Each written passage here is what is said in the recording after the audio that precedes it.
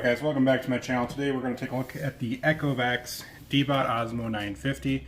This is a great robot for the price. One of the great features I love about it is the LiDAR navigation. Cleans it so much faster compared to a V-Slam robot, and it's just great. So let's take a look at the basic overview of the robot. So up on top here you have the spinning laser or LiDAR sensor. You can kind of see that there. Here is the spinning laser in action.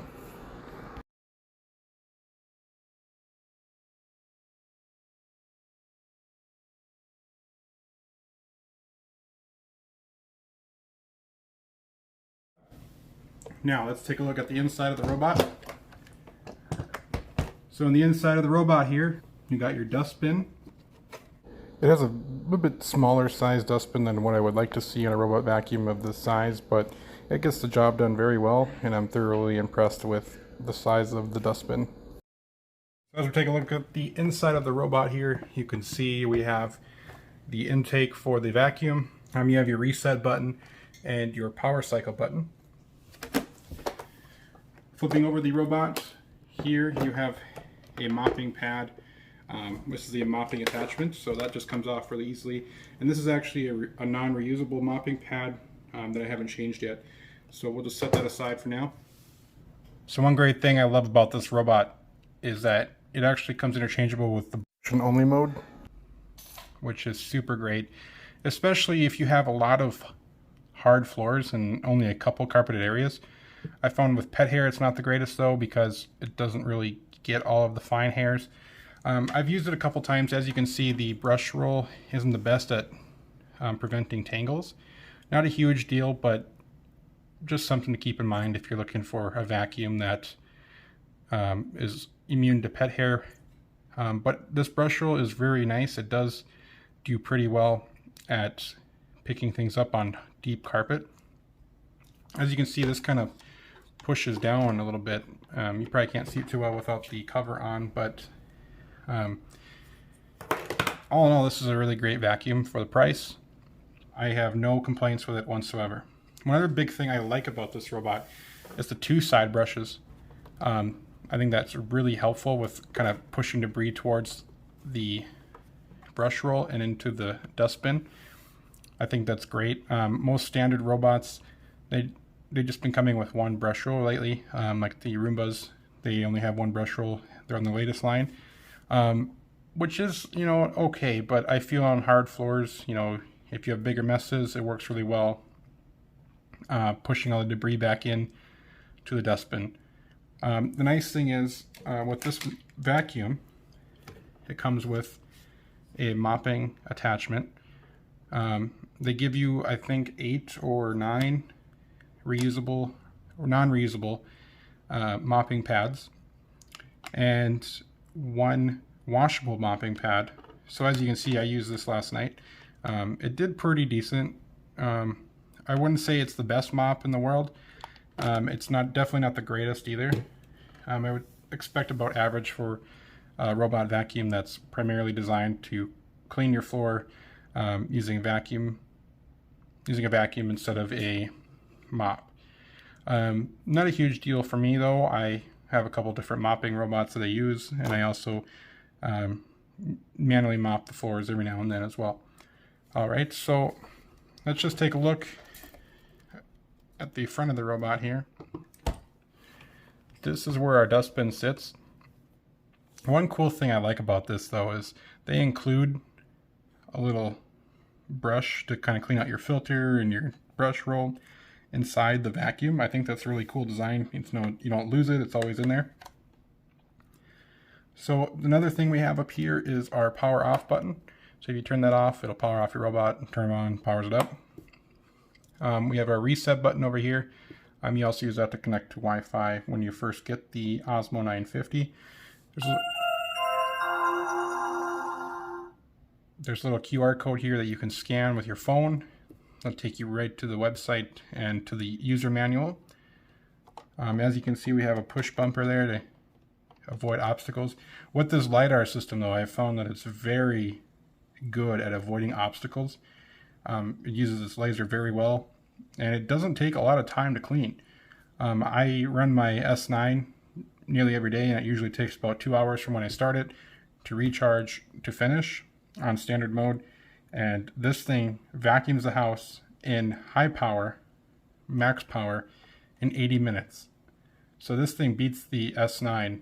The only thing I wish it had, which we're kind of going that way with the future, is a auto empty. I think this would be a perfect robot if it had an auto empty bin. But, you know, we can't have all nice things just yet. I know there's a lot of development going on with the auto empty, and I know that'll be coming soon. But as far as I'm concerned, LiDAR vacuums are the way to go if you want a smart navigation robot. It doesn't take a lot of time to map your house. This thing mapped my house in one run. So 80 minutes, this thing mapped my entire house. And I'll show you a map of the floor plan in the next clip here, but I was very impressed. It took my Roomba like 8 times, so I'm very impressed with it. So here is the map after 8 minutes of cleaning on its first run. As you can see, it mapped it really well, and here is the finished map. So here it is on its first initial cleaning run. It's just going back and forth in the living room, mapping out the area. I have it set to standard power, just for the sake of it's just doing a training run basically to learn the map of the house. As you can see, it kind of goes back and forth in the same area once or twice just to make sure it maps that area correctly. And it kind of is struggling to get around my Christmas tree there with those legs. It does a pretty decent job of navigating and avoiding obstacles, as well as if it gets stuck, it does really well at untangling itself and figuring out where it is. Here it is mapping out our entryway. One thing I did notice is with that window right there, the laser kind of bounces off and kind of creates a weird object on the map. So I went ahead and added the suction only modification. Right now what I'm going to do is I'm going to scatter some dog food around and some chips along the edges of the hallway and in the center of the hallway and see how well it does. Alright, for its first obstacle, we'll see how well it does on edge cleaning with suction only. And then we have some chips scattered in the middle of the floor. And then we have a huge pile of dog food spread around.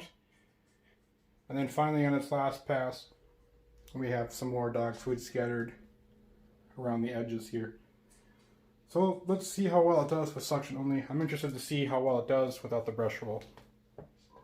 So one thing I want to mention is I know this is a very high stressful test for this robot, but I wanted to see if it could actually handle a big mess like this. So as you can see on its first initial pass, it's kind of just spreading the dog food around and throwing it around with its side brushes. Typically I don't really have an issue with the side brushes throwing things around. It usually did pretty well with pushing them into its extractor. I'm not sure if that's because of the suction only modification or if that's just the setting that I have set on the robot itself.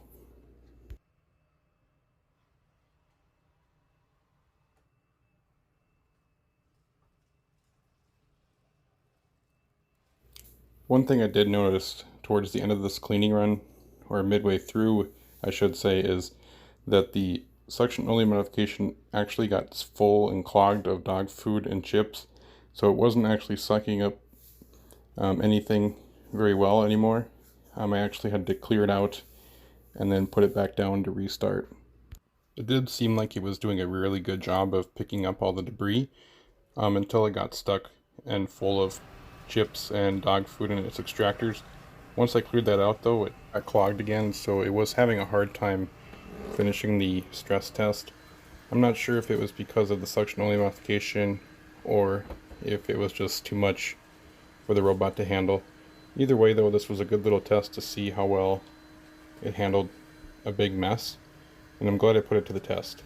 In all honesty, I thought this was going to be a great result, but I think it was just too much for the suction only modification to handle, and it was just not able to do it. I had to bring in the Roomba S9 to clean up the rest of the mess. But as you can see here, it's just kind of going back and forth and kind of just flinging all the debris around, which wasn't the best. This is when it was clogged, and I cleared it out a couple more times, but just couldn't handle it.